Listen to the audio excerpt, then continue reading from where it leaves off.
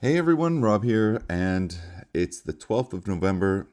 We have the situation in Grindavik where they've evacuated the town already. It's a ghost town, very dangerous. I know a lot of people were leaving in a hurry.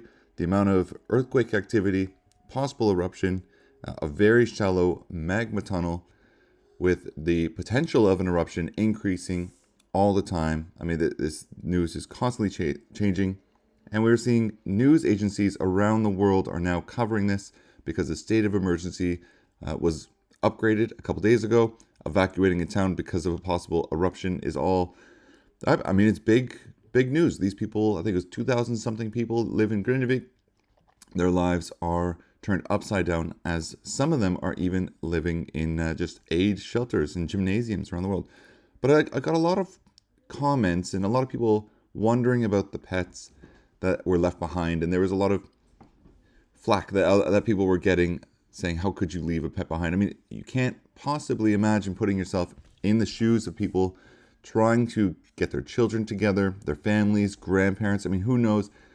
And rushing out in fear of their safety, and you just don't have time to be going in and trying to find a cat or collecting all these sheep and horses. First and foremost, trying to make sure that people are okay, and then going back and looking for the pets when it is safe to do so. So there's this organization, Deerfinna. They have a list of almost 250 animals, and they're saying these are the ones that are about left behind. They are ready to go back in and look for these animals once it is safe to do so. There's a Facebook page set up, people talking about their lost pets. But I mean, really, you just need to understand that even though there are some pets left behind, it wasn't on purpose. People aren't just leaving them because they, had the choice to bring them or not. This was really a situation of getting out while you can, making sure that people are safe, and then when you can, go back and get these pets. So hopefully the police make it an announcement that it's safe enough for these volunteers to go back and find some of these animals.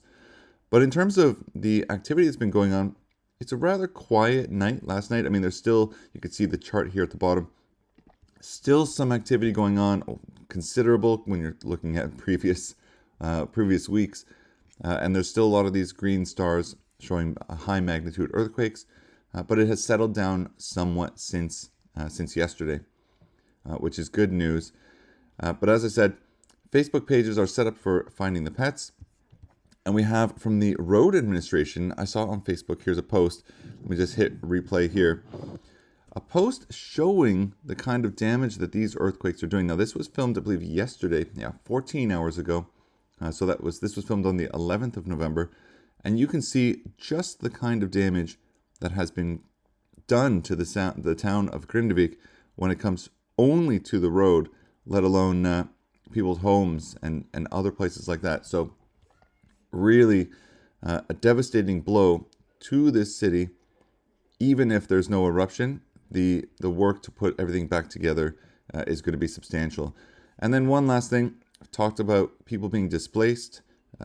Here's a Facebook page, Avstånd vid Grindavika. This is set up for those who need somewhere to stay. You can see here a lot of posts talking about reaching out and saying, hey, this one here, free for a family with children. If you need somewhere to stay, there's people posting here. If you need anything because they've had to leave, you can see here someone's putting a cot for a baby, like a sort of a crib. And yeah, there's tons of stuff here. People are trying to help out. And at the very top, here is a bank account and Kanatala if you're in Iceland, where you can donate to the search and rescue. So really not huge news coming out last night, but I know a lot of people were concerned about the pets. And I just want to sort of reassure you that a lot of people are thinking about it, and they're trying to figure out when is it going to be safe for them to go and get horses, pigeons, chickens, parrots. There's all these different types of pets still left in the town. And hopefully there's a way for people to go in and rescue them when it's safe to do so. But we'll see how the news unfolds throughout the day. and I'll be sure to update again with more news as it happens. So put in the comments what you think. Right now, it looks like the people are safe, so that's priority number one for the police and the search and rescue.